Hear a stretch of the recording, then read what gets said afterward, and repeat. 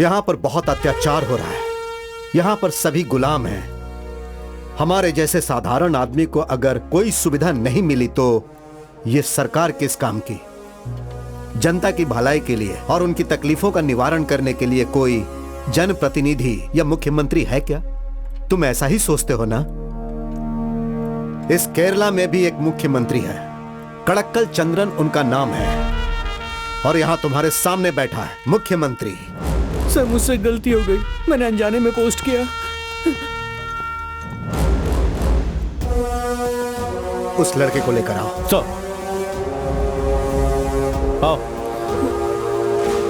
चलो आ जाओ।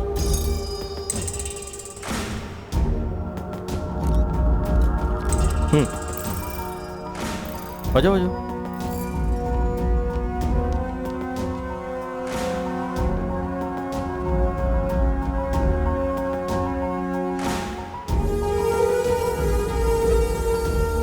Good morning. सब आ गए? बैठिए।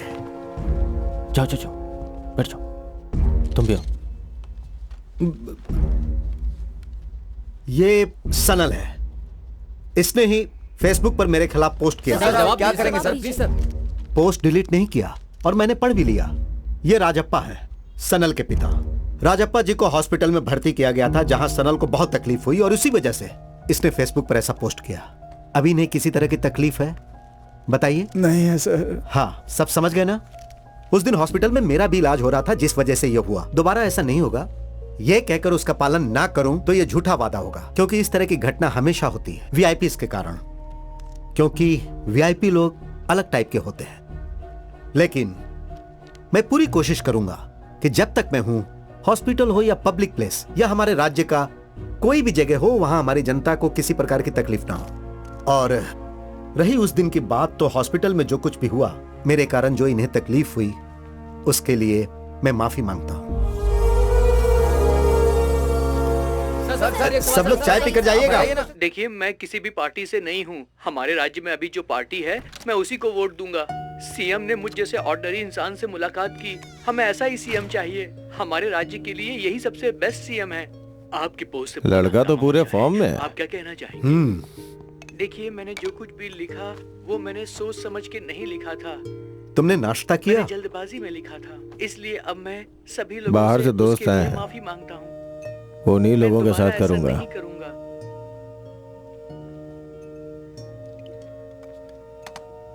तुम सिर्फ पानी क्यों पी रहे हो?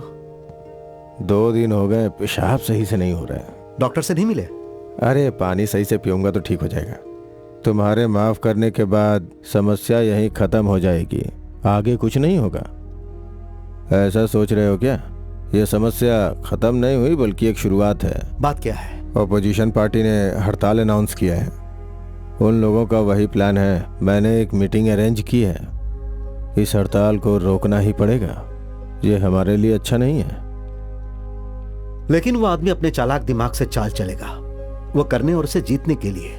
दोनों ही हो सकता है, सब तुम्हारे हाथ में है।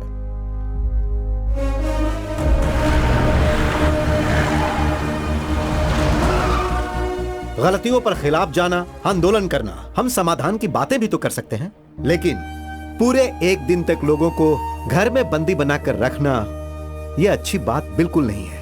सामान्य तौर पर सही बातें सुनने के लिए अपोजिशन वाले भी यहाँ है, इसीलिए मैं ये बात कह रहा हूँ। मेहरबानी करके आप लोग हड़ताल करना छोड़ दीजिए।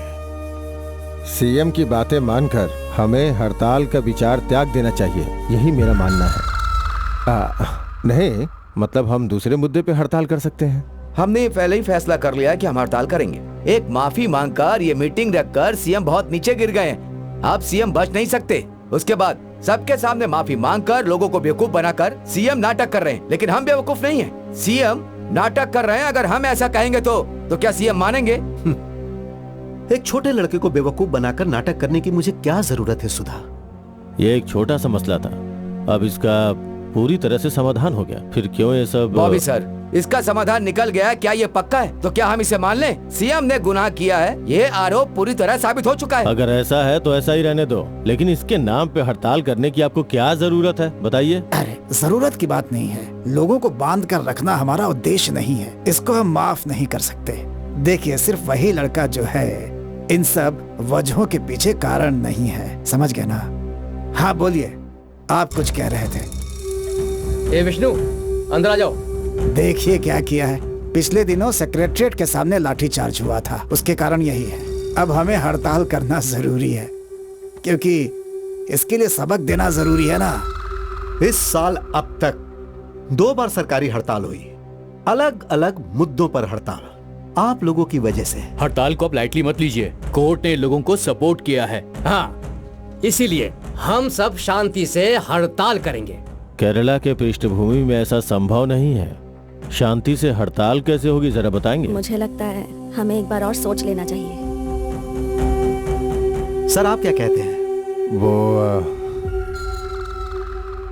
हमें तो करना ही पड़ेगा। और सर आप? हम एक दूसरे के साथ हैं, फैसला एक ही है। जो राज्य को चलाने वाली सरकार है उसके खिलाफ आवाज उठाना, शांति भंग करना, इसी बात की चिंता विपक्ष करती है। लोगों के मन में अपने लिए विश्वास जगाना और सरकार के लिए विश्वास कम करवाना ये विपक्ष का काम नहीं है, क्योंकि सरकार के लिए अच्छा सोचेगी तो विपक्ष के लिए अच्छा होगा। सही कहा। अभी अपोजिशन वालों को सीएम ने माफ कर दिया है, तो फिर आप लोग आवाज क्यों उठा रहे हो? आप लोग हड़ताल बंद कीजिए, हे इससे मधु, कोई फायदा तुम नहीं है। जरा शांत बैठो, बैठ पता जाओ। नहीं है, आखिर मैं ये कुछ हमारे बोलना चाहूंगा। सर, इस मीटिंग में हमें बुलाकर हमारी बेइज्जती की है। हम आपकी बात को स्वीकार करके यहाँ आए हैं, आपका भाषण सुनने या फिर आपकी एडवाइस लेने के लिए यहाँ बिल्कुल नहीं आए। आप इस कुर्सी पर 2 साल 9 महीने तक बैठे हुए हैं। ये हम दोनों के बीच एक हनीमून पीरियड जैसा है, और अब ये हनीमून खत्म हो गया है। आप बात को समझिए।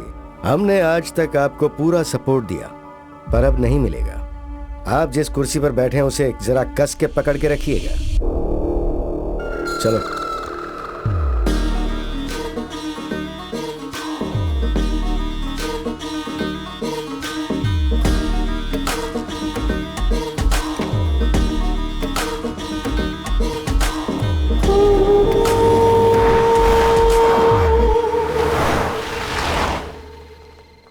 किससे मिलना है?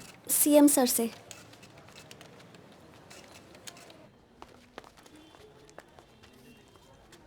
स्कैनर से अंदर जाओ।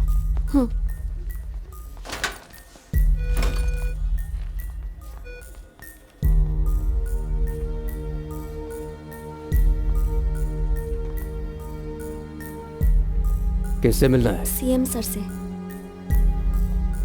वहां जाकर बैठो। एक्सक्यूज मी, मिनिस्टर आए हैं, कुछ लोचा चल रहा है वहाँ पर। हम बाद में आते हैं, सीएम साहब का मूड अभी ठीक नहीं है। ठीक है। वो बिजी हैं, हमें चलना चाहिए। हाँ क्या है? सर वो सर हम अपॉइंटमेंट लेकर आए हैं।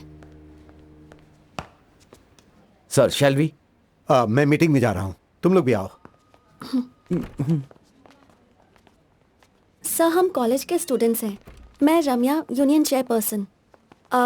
हमारे कॉलेज की 153rd एनिवर्सरी है। पिछले हफ्ते ही कॉलेज के प्रिंसिपल आपसे मिलने आए थे। मैं आपके ही कॉलेज का एक्स स्टूडेंट हूँ। जाइए। तुम यहाँ कैसे? इनके साथ आया हूँ। ये अकेली नहीं आ सकती? हिम्मत बढ़ाने के लिए। हिम्मत? इस हड़ताल के जिम्मेदार तुम ही हो। आम जनता को कितनी तकलीफ हो रही है ये तुम नहीं जानते। तुम तो सिर्फ पोस्ट डाल सकते हो, लेकिन हमें तो इस समस्या का सामना करने में बहुत तकलीफ हो रही है। एक काम करो, तुम दोनों जाकर मेरे ऑफिस में बैठो।